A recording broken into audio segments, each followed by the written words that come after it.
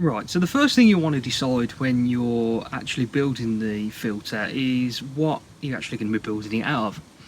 Now, I've opted with these two storage boxes. So we've got the one there that will be the mechanical filtration, and the one over there which will be the biological filtration. Now they're both classed as really useful boxes. Now that's the brand name for them. If you look to the side, grab it. Don't know if you can see on there. Maybe if I give it the right side. There we go. See there, really useful box. Now, I've gone with the really useful boxes just simply for two simple reasons. They both have these handles here, which are locking handles. So if the sponges do decide to float up within the box, these handles with the locking lid will stop that. Stop the sponges basically falling out the box. And the second reason is the fact that they've got these thick bracing walls around the side, and it's a lot of a thicker box. I tried to make one out of a thinner, cheaper box, and well, safe to say it didn't really go very well. I drilled the hole in it and the whole side split, so you're better off spending a little bit of the extra money on a better box, and in the long run you'll save yourself a lot of money in having to replace the box, really.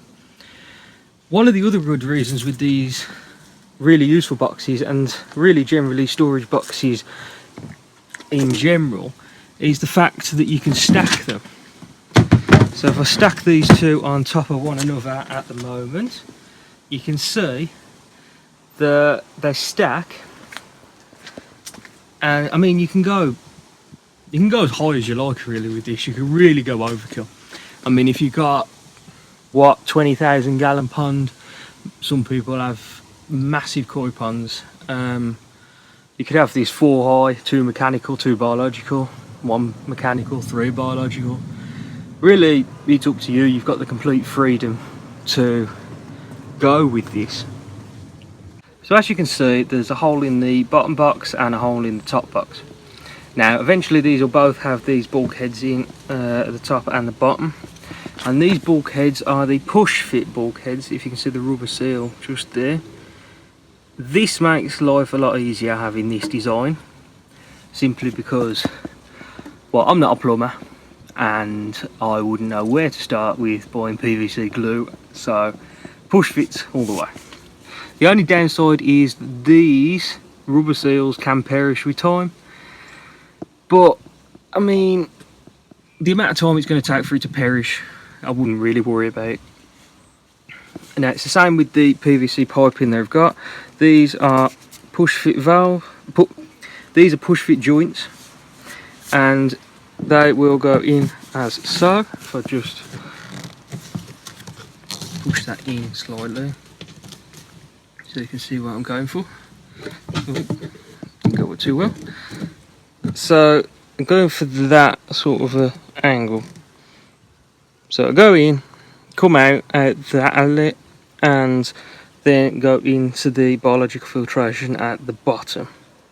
So the first thing you want to do when it comes to building the filter is to design it fully.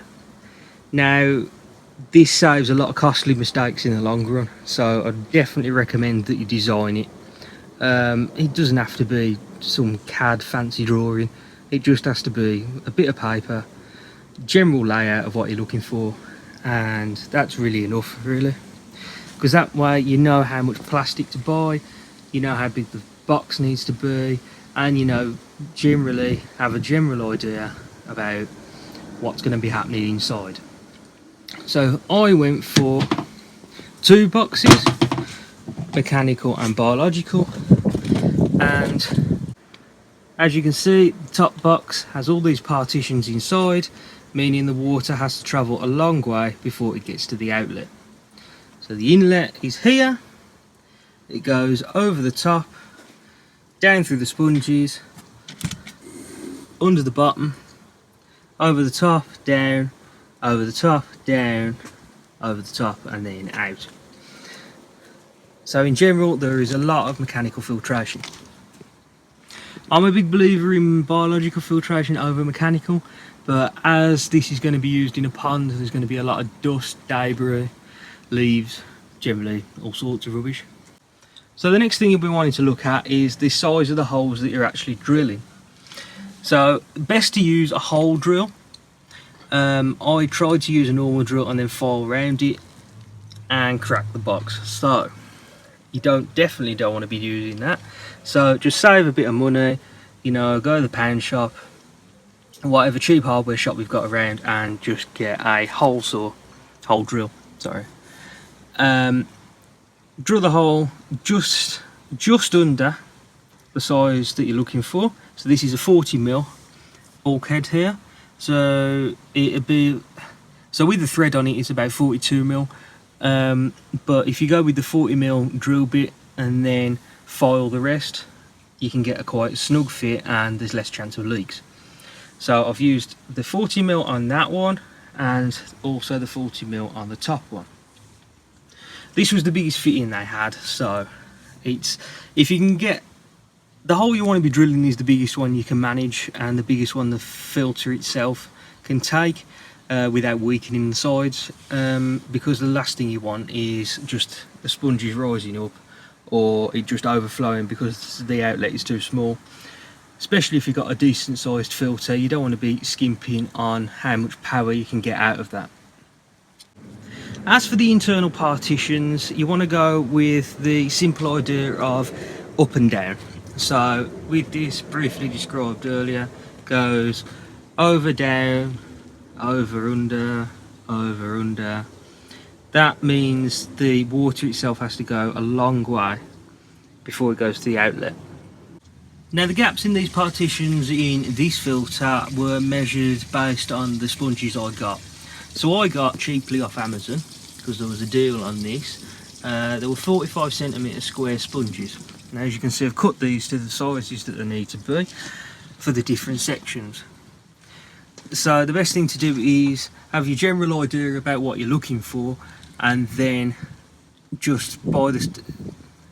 So have the general idea of what you're looking for and then cut the sponges and cut your perspex to size based on that.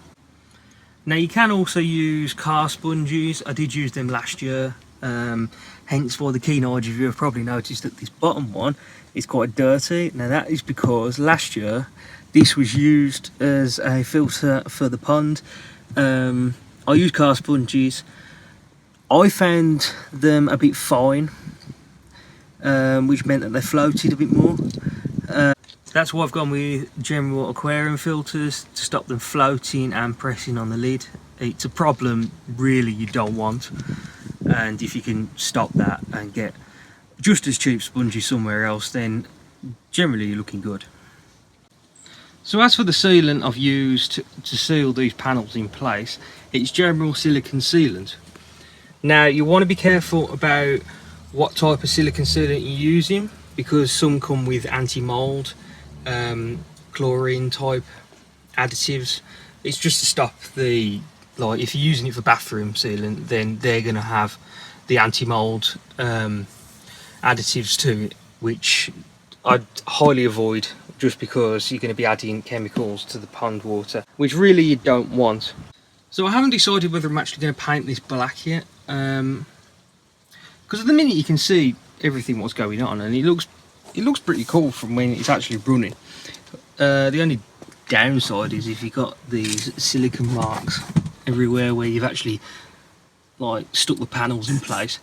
So you could paint it black, but I mean it's up to you. It depends where it's going to be. If it's going to be hidden, then I wouldn't bother spending the extra money on the paint. But if you're going to see it, like we'll be seeing this in the garden next to the pond, so I'll probably end up painting it black, but I haven't decided yet.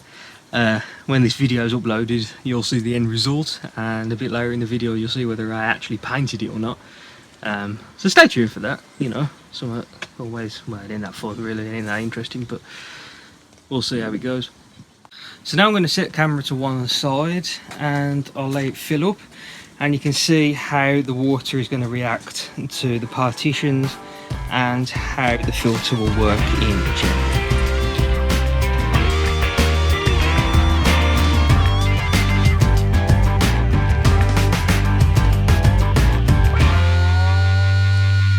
So now the filter's filled up, you can see what I'm on about the where the water's going. So the water's going over the top, underneath, which is blocked from going over the top by that little bit there. Then over the top again, underneath, blocked by this bit of plastic. Over the top, underneath, blocked by this long bit of plastic.